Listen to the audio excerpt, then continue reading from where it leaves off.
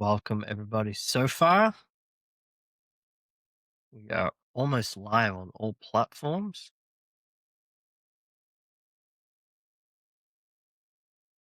Waiting for LinkedIn, and then we'll get started.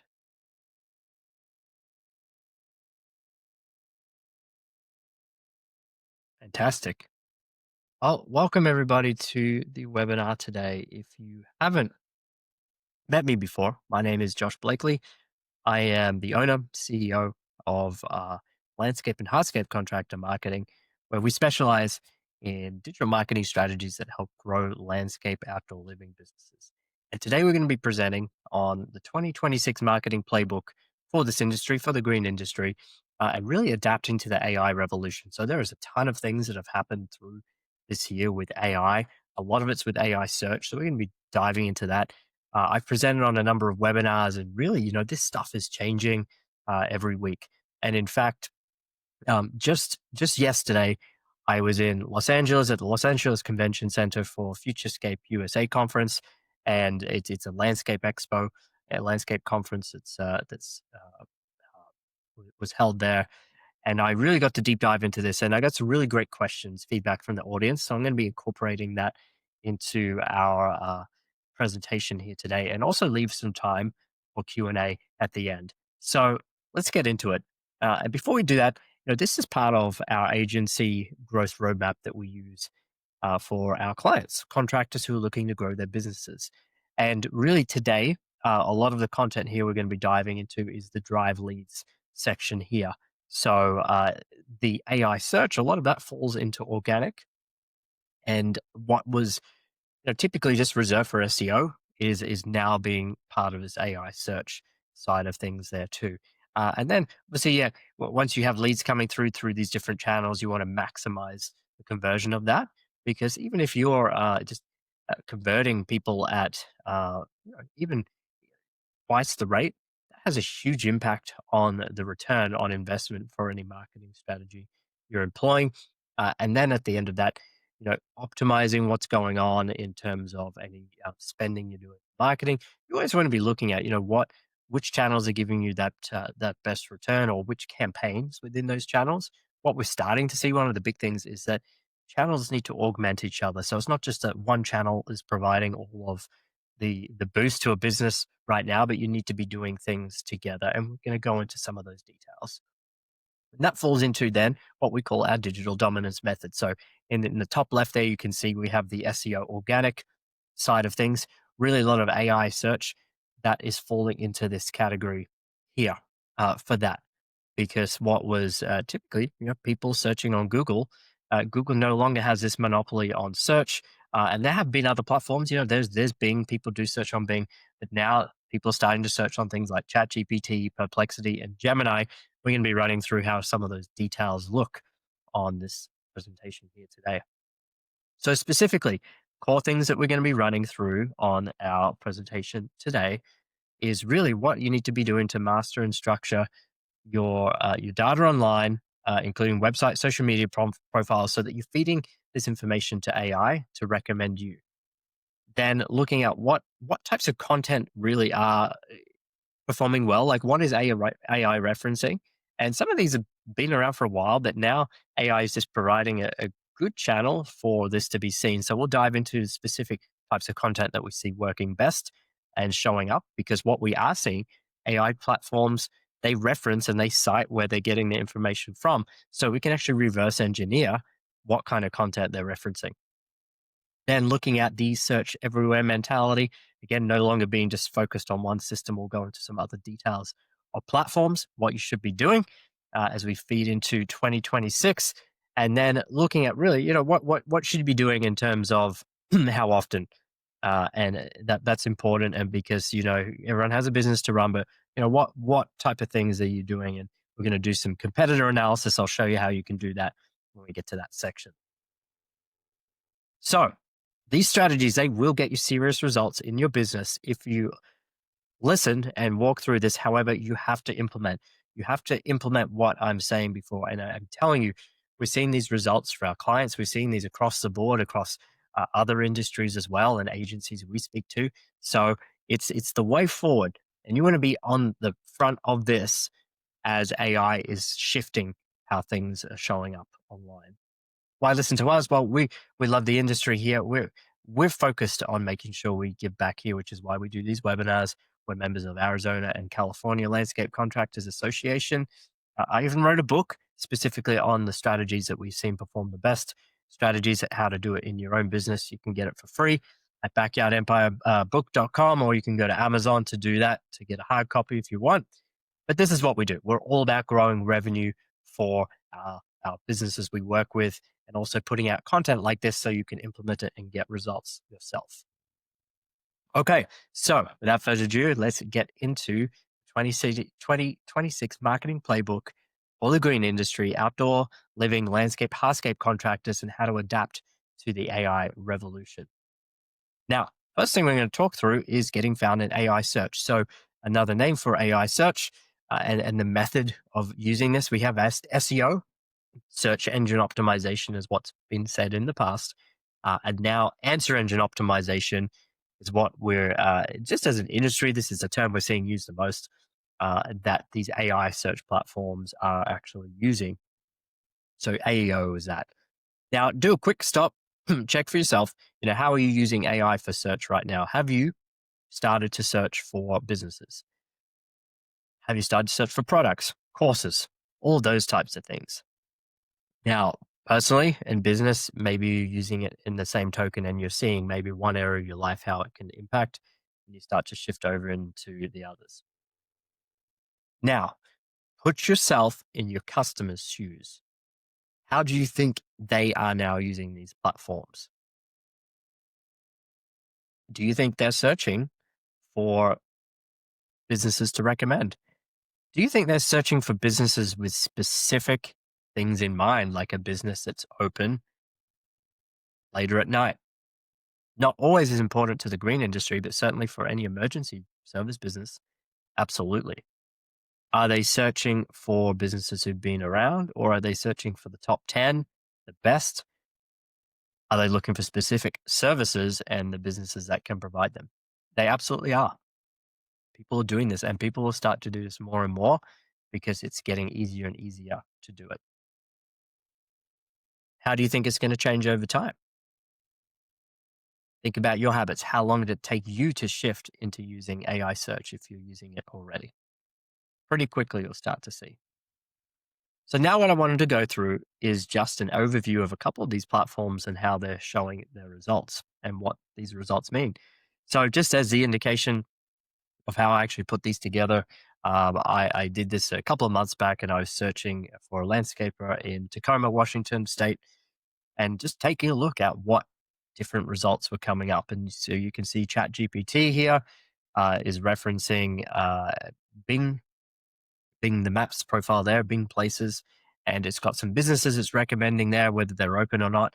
Then the top picks and their strengths. Really interesting that they're going through this and giving you some highlights and strengths. So, highlights. If you haven't got some information about there on your website, social media, about what your company does differently to others, or highlights or specializations, years in business, maybe a specific service you're really great at, you need to get that out there. So put that out there, and that's going to be helping you show up here as well. And then you can also see down the bottom, they're referencing Reddit. So Reddit, next door, a big local community type of sites where people recommending businesses these platforms are drawing from. And now you can say whatever you want to say about your company, but then if people are saying things about you online here, AI platforms can reference that. Next, we've got the Google AI overviews. Now, this is just something quick before I search for specific business, but if you take a look here over on Google search results now, it's highlighting all. There is all that's written there, and what used to just be your typical search. That's what falls under all. The AI mode section, a lot of people are enabling that by default, so it's going to give that too. So Google's AI overviews are now aiming just to give the quickest possible result for people searching as well. So before we go into Gemini's results, which is Google's AI platform, I wanted to show you that. So did the same thing. Search for best landscaper in Tacoma, and it's given me some details about this.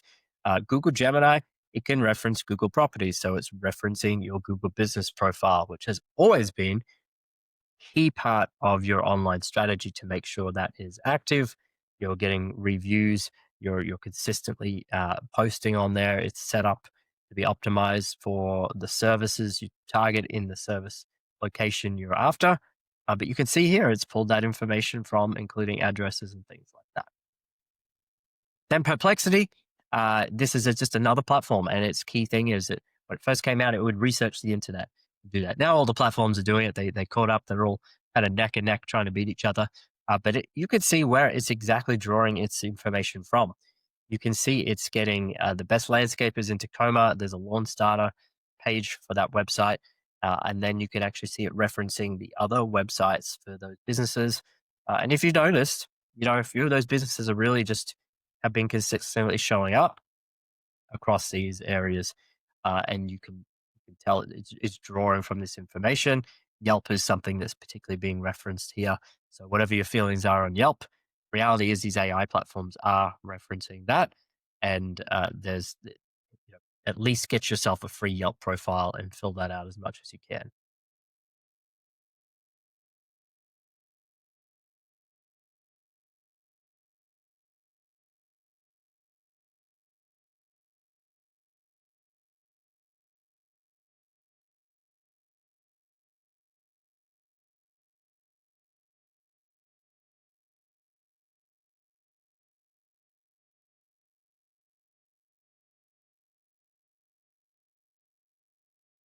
Okay, just making sure we haven't got any issues here right now before we move on.